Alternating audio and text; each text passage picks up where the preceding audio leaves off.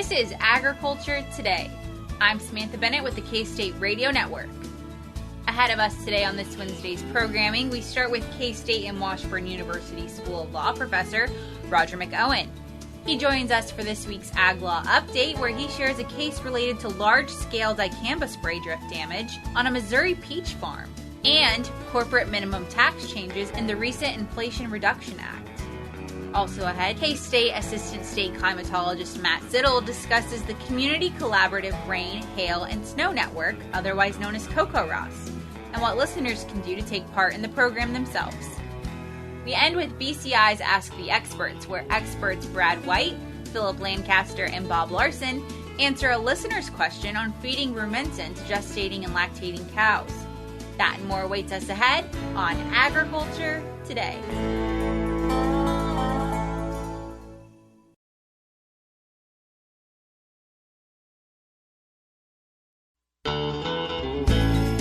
This is Agriculture Today. We are back with our Ag Law Update from Roger McEowen. He is a K-State and Washburn University School of Law professor. So, Roger, thanks for joining us. Good to be with you, Samantha.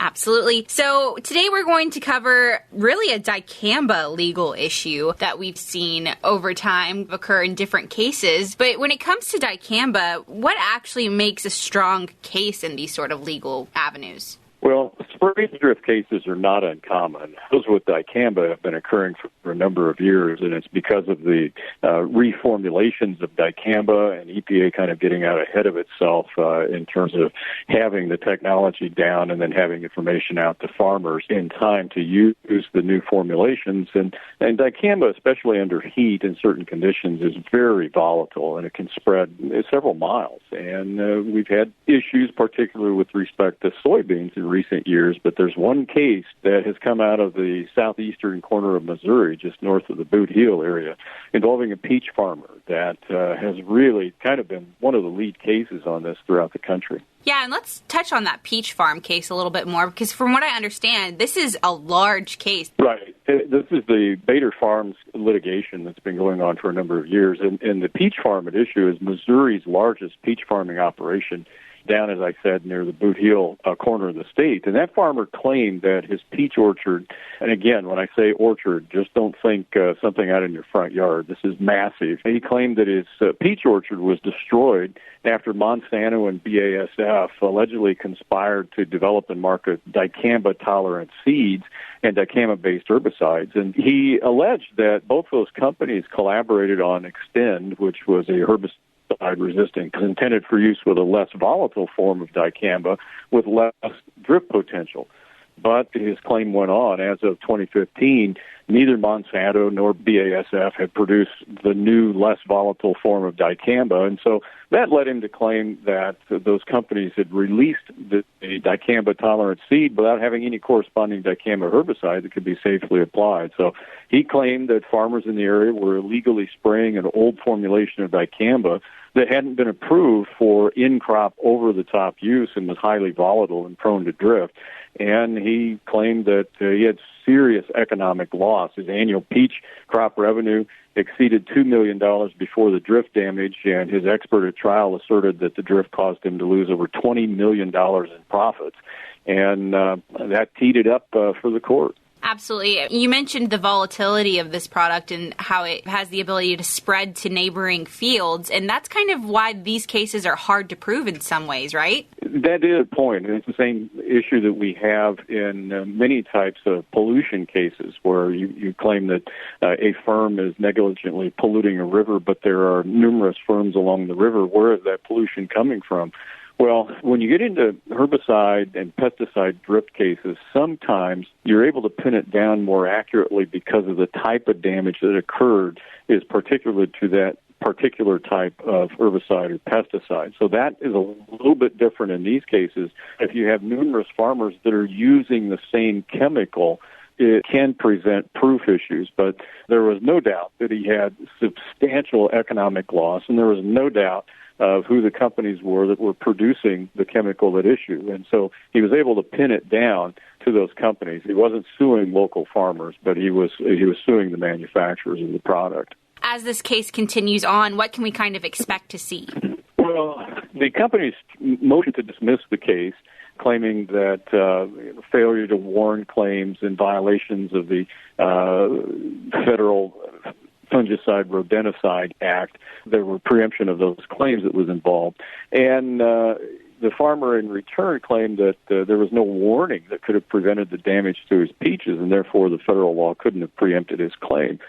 There were also negligent-based claims in the case, but both Monsanto and BASF moved to dismiss the negligent-based claims. And the trial court wouldn't dismiss those claims, but the trial court did dismiss a Consumer Protection Act alleged violation under Missouri law claim. That one did not go on. So it goes to the jury. The jury came back in this one and came back with a very big damage award, $63 billion, what Monsanto and sued for in about 100 lawsuits across the country. And Monsanto had then subsequently been acquired by Bayer, and Bayer announced that they would settle all the dicamba lawsuits for $400 million, but this case was outside that. So this one moves on. The jury came back and awarded the farming operation $15 million in compensatory damages, $250 million in punitive damages, goes on appeal, and basically the most recent development out of the Eighth Circuit is that the compensatory damage award of $15 million is upheld, but the $250 million, which had then subsequently been reduced by the appellate court or an intermediate court, was eliminated because those damages were not calculated properly at the jury trial level. So it doesn't mean there won't be any punitive damages. It just means the case continues. It's on remand back to the trial court for a proper computation of what the punitive damages would be to be awarded on top of the $15 million in compensatory damages. Wow. Well, like I mentioned before, a huge case indeed, and one that I'm sure we'll continue to follow up with and see where it goes. But in terms of another topic of interest, there's been a change for corporate minimum taxes. Can you tell us a bit about that? Yeah, this is in that so-called Inflation Reduction Act. I hesitate to refer to it by its name. I think that's kind of a misnomer, and just about all economists agree on that. But there is this tax in there, brings back the corporate, but it's on book income. It's a little bit different. And what it is a 15% corporate alternative minimum tax that's applied to adjusted financial statement income of corporations with profits exceeding $1 billion. Now, that may seem like a very large number. It's not really when we think of the major manufacturing companies in this country that employ lots of people. Some of the nation's largest employers are going to be working for companies that will get hit with this. So the corporation is going to be subject to this, and they could claim net operating losses and tax credits against it, but if they're subject to this, they're going to have to pay it in addition to regular corporate tax that would otherwise apply. So it is a corporate tax increase. It will filter down to purchasers of products because it will get cooked into, so to speak, the price of goods that those companies manufacture. Corporations don't, in essence, in reality, they don't pay tax. They just build into the price of their products. So that is something to look at. Now, there are a lot of other spending provisions in this bill for conservation-type programs and renewable energy and those type of things. Some are extension of existing credits. Some are creation of new types of tax credits. So, again, from an economic standpoint, here we have more spending, throwing more money into the economy. That will have the opposite effect of reducing inflation. Will tend to put more pressure on inflation to increase. But this corporate AMT is something we want to keep our eyes on. Absolutely. Like you said, something that could have impacts on prices as we go ahead after we've already been experiencing inflation for quite a while now in the country. Yeah, we've gone through 2 quarters of reduced GDP, which is the classic economic definition of what a recession is, and inflation month to month, while it may be down over the most recent month compared to the percentage increase, there's still a lot of inflation in the economy. It's just we go from 9% from the same month a year ago to, say, 8% the same month a year ago. That's still an increase, but it's an increase at a lower rate. So, yeah, it's still tough on lots of people. It's particularly harsh on the middle to lower income people in the country. And a lot of that is traced to energy policy, which gets factored into the production of food, diesel prices high. That increases the cost of producing that food by our farmers across the country as well as in Kansas, and that's a big part of what's happening in the economy right now. So from my perspective, not a good time to be increasing taxes on corporations, which will end up being reflected in higher prices in products, including retail food prices too. Absolutely. And Roger, if people are tuning in and they're wanting to know more about the cases we've covered today, so whether it was that peach farm case from earlier or if it's these corporate minimum tax changes, where can they find that at? Well, there are really two places. The first place would be my blog, which can be accessed through my homepage on my website down the left-hand side. And then many of those also I share with Ag Manager through the Ag Econ department, and they'll be rerun on the Ag Manager website also. Absolutely. And as always, those links will be in the show notes of today's program, which can be found on agtoday.net. But Roger, as always, we thank you so much for your time. Thank you, Samantha. Good to be with you. Yep, you as well. Once again, that was Roger McEowen. He's a professor here at K-State as well as the Washburn University School of Law, providing our Ag Law Update. Still ahead of us today on this Wednesday's edition of Agriculture Today, K-State Assistant State Climatologist Matt Sittel joins us for a conversation regarding the National CoCoRaHS program that collects and shares data on rain, hail, and snow amounts, and how those interested can join the community program and get involved in sharing their own local weather data. We'll end this Wednesday, as we always do, with the team of experts from the Beef Cattle Institute team for this week's edition of BCI's Ask the Experts. This week, Brad White, Phillip Lancaster, and Bob Larsen answer a listener's question regarding the pros and cons of feeding Rumensin to gestating and lactating cows. We will be back momentarily after this short break and return with more ahead on Agriculture Today.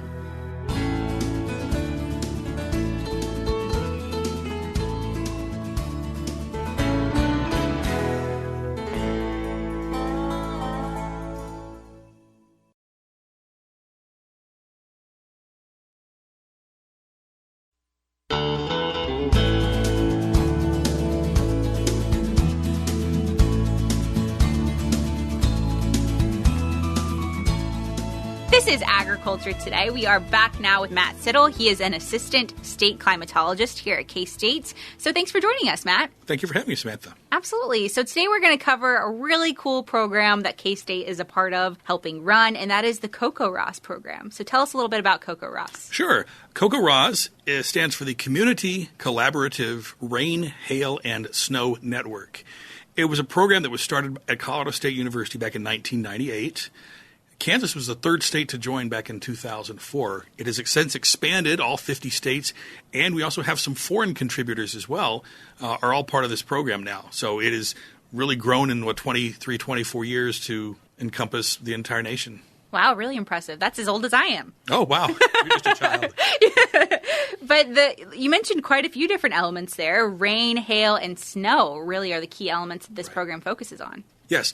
The program in its most basic form it's a community-based observation program where regular citizens like you and me can measure what happens in our backyard, precipitation, rain, hail, and snow. And all you need is a rain gauge. And, of course, an area where it's open. You don't want to put your rain gauge under a tree or anything like that. Sure, or under a gutter, for that matter. That is also true. So when it comes to taking part in this program, who can participate, really? It's open to anyone. And it's not just adults only. Kids can be involved. It's a great project for the entire family if you have kids who are interested in science. And we would love to be able to partner with schools as well, because I think it's a great program if you can find a teacher who's excited about weather and can get those kids excited as well. So, again, yeah, anyone can do this. It's not just meant for weather people or science-minded folks. Anyone who can measure rain can be part of this project. Really cool part of it, for sure, is that it's really just a part of a community dynamic. And then who benefits from the information that's taken from the CoCoRaHS network? I don't think we even know how many people benefit from it. The problem is nowadays is we never have enough data. For as far as we've come with technology, we can always still use more data. Because even in the state of Kansas, if we look at the last month, we had reporters from all but 4 counties in Kansas. Wow. Which on the one hand sounds great. You go, wow, 101 counties. But the 4 that we're missing, we don't necessarily know what's going on there. I mean, we certainly have ideas about, we can look at satellites and radars and things like that, but there's really no substitute for someone measuring what happens in their backyard. I think everyone is probably familiar with times where you have a thunderstorm and it affects one part of town and not another part. So while you may have gotten an inch of rain at your house, folks on the other side of town got maybe 1/10 of an inch. And if we can map all of that out, and CoCoRaHS has on their website a display of maps that show every observation that has been reported, you get this beautiful, beautiful map that illustrates really what's happening down at a smaller scale, from town to town even.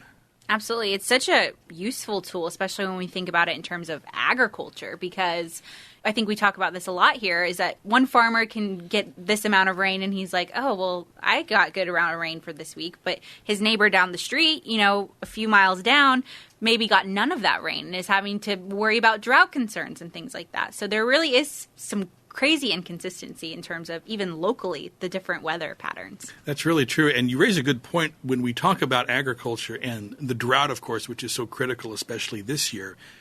It's just as important to know where it didn't rain as to where it did rain.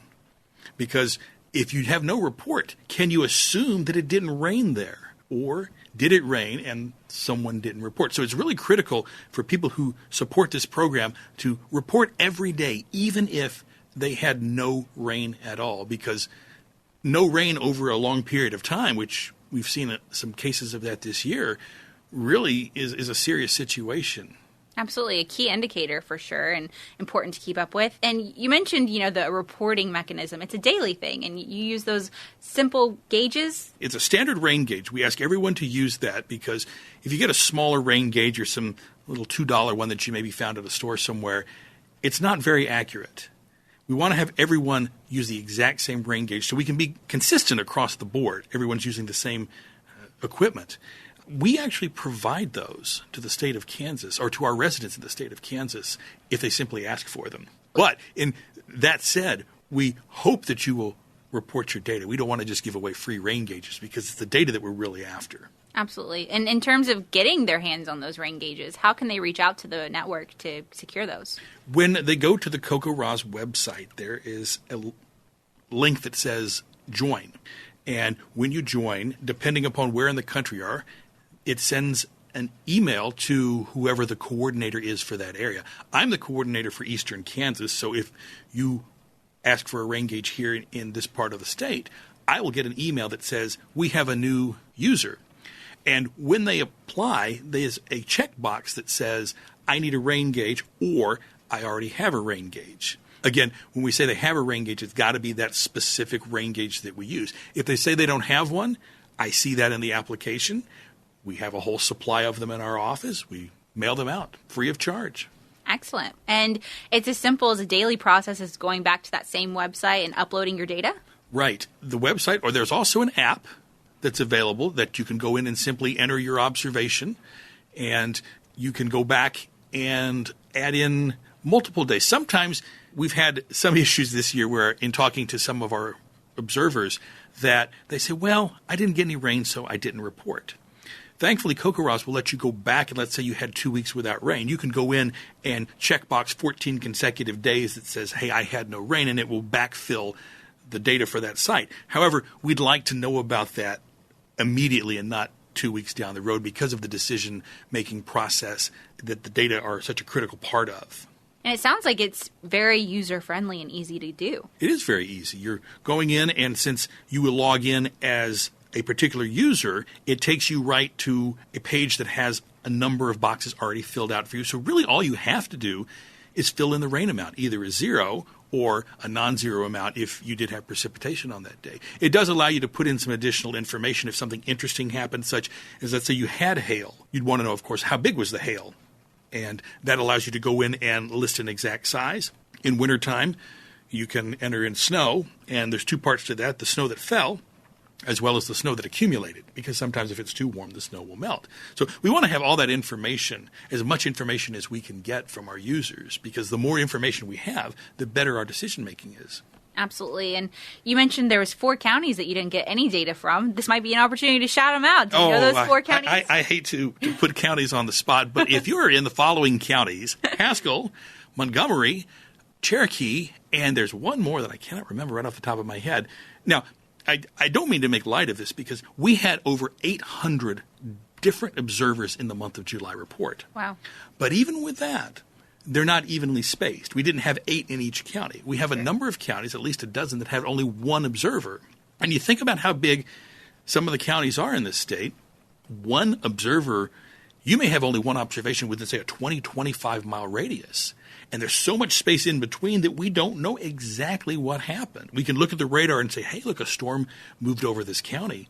But exactly how much rain did they get? We only know for that 1 observer. So we will never turn down an observer. We would love to have as many observers as possible. If we have, such as Sedgwick County for Wichita, we have over 60 observers, that's great. But we can always use more.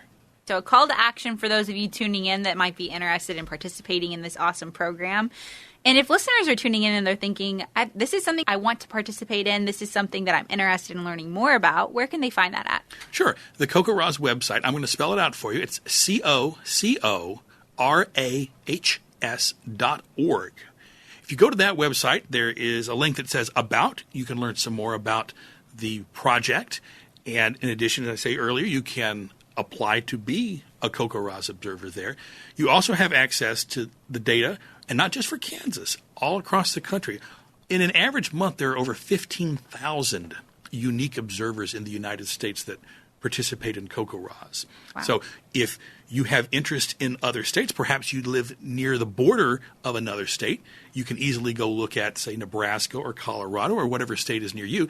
And again, since this is a nationwide project, anyone who knows someone in a different state who says, hey, this person would be interested, they're helping out their individual states.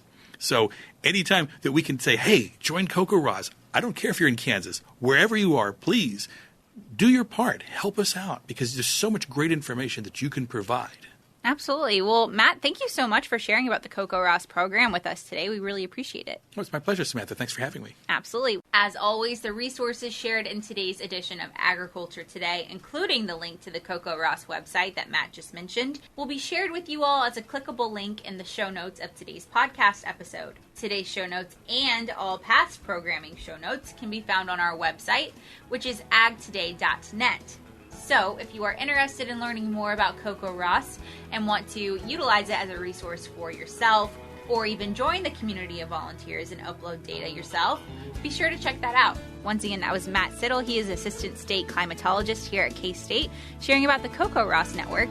We'll be back with more ahead on Agriculture Today.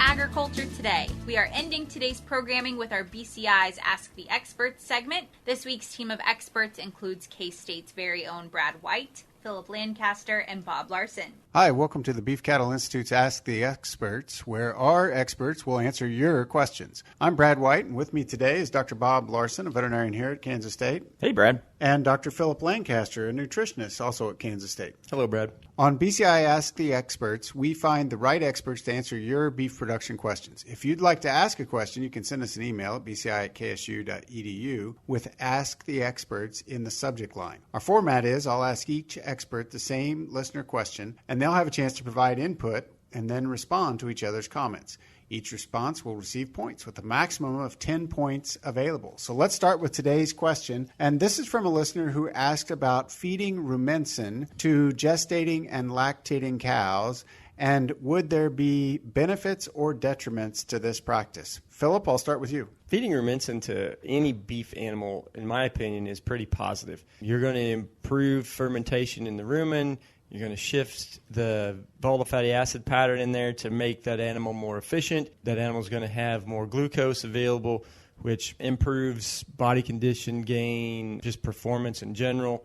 And so if you find a way to get it into beef cows, which that's usually our typical problem is getting it into them, there's going to be some positive benefits. Excellent. Bob? Yeah, I agree with Phillip. I think Rumensin is a good product for any stage of cattle. We commonly give it to feedlot cattle, but if I can get it into cows, it's harder when cows are out grazing pasture and things like that.